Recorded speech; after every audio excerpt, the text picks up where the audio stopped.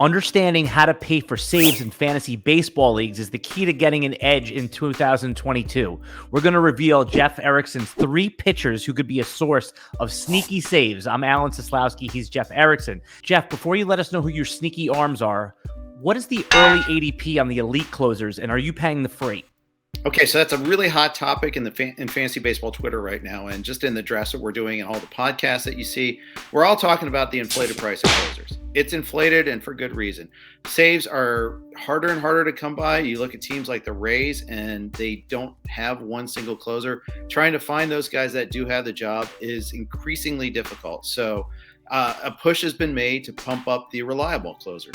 I've seen closers go as early as the 1-2 turn, and that's unprecedented. We've never really seen that before. And the smart players are doing it. We had Phil Dussault on James Anderson's podcast just last week, and he's all about getting the early closers. If you don't know who Phil Dussault is, look it up. As a consequence, if you're not willing to pay that early closer price, you really got to dig in and have a pretty good strategy, whether it's doubling up on certain teams' bullpens, really having a line on certain guys. These are all things you can try to do, but it's increasingly difficult and competitive to do so. It's not like everybody else is going to stop rostering closers later on in the draft either. Who's your first sneaky closer? But I'm going Scott Barlow with the first guy. So I think he's better than his ADP. ADP is 178 from December 1st on. Royal, and I use December 1st because that's the time of the lockout. So no transactions have been made since then, but there are transactions made before that. The Royals didn't really significantly add on to their bullpen. He is the guy that had just finished out the season as a closer. I know they used a full-on committee early on, but 10 of his 16 saves came after August 8th. So and he had no holes from that point on. So they kind of changed their approach and used him as pretty much their main closer the rest of the way. Skills are there. 91 strikeouts last year, over 72 innings. So or 74 innings, excuse me. You're looking at a guy that is got dominant closer skills, and I think he has the role. I think he should be in the top 10 rounds, and he might be by the time we get to March, especially by the time we get to like the NFBC main event, other overall contests where you can't trade, where you can't punt categories. I think he's going to climb there. Go ahead and beat that trend. Get there now. Do you have anybody else a little bit later on that could be a sneaky source of saves? Alan, I do. I have many, as a matter of fact. But one is a little bit of contrarian take. Most people are taking Camilo Doval as the top closer candidate for the San Francisco Giants. I'm going Jake McGee, who's got an ADP around 288 right now. He's the guy that was closing last year. Doval's got great stuff, and I know he got some saves in September. McGee was hurt at the time.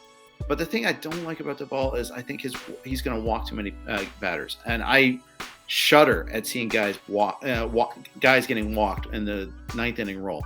I think that's just a bad way to do business. I think those guys tend to lose their jobs. I am not convinced Doval's the guy. I'll be the guy that's taking McGee later. I actually kept him in one league.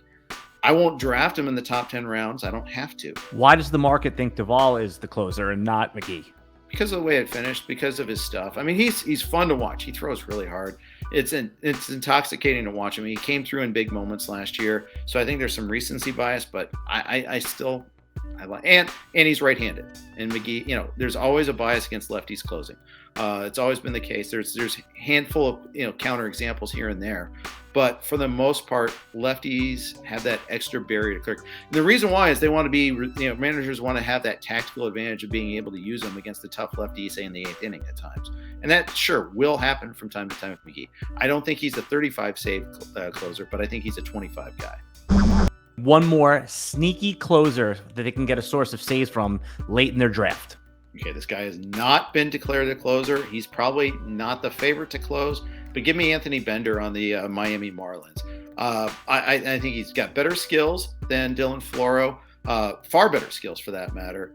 Year 2, he's earned manager Don Mattingly's trust. You look at his skill package: 71 strikeouts in 61 innings, only 20 walks, only 5 homers allowed. I think that he's a better skilled pitcher than Floro. Now that's dangerous with the Marlins. Because Don Mattingly has gone with, on occasion, with the lesser skilled pitcher veteran as the closer, but I don't think Floro rises to that level. And since you watched this video to the end, we're going to give you one bonus sneaky closer. Who's it going to be, Jeff? Okay, this is really speculative and really late, but Chris Stratton on the Pirates. David Bednar is the guy everybody's taking first. He's got good skills. He's the better skilled pitcher. 8 saves towards the end of the season last year. Good enough skills to get the job done. Might be that guy that as a veteran, they want to showcase that they can flip at the deadline. Bednar had a hard time staying healthy last year. He's a very good pitcher. He's a better pitcher than Stratton, I think. But that doesn't always pay the saves bills. And you're talking pick 488 for Stratton. This is a guy you're taking in draft champions leagues where you're going deeper rosters, not taking him in a 10-team mixed league with like 4 or 5 reserve spots. You're just not taking him there. Yep. RotoWire's 2022 Fantasy Baseball Draft Kit is live. Seasonal rankings, prospect rankings, every format, sleepers, bust, deep dive, actionable stats, and of course, our world famous DFS optimizer. You can see everything right now for free for 10 days. Just go to rotowire.com/try, enter your email, and you're in. No credit card required and nothing to cancel.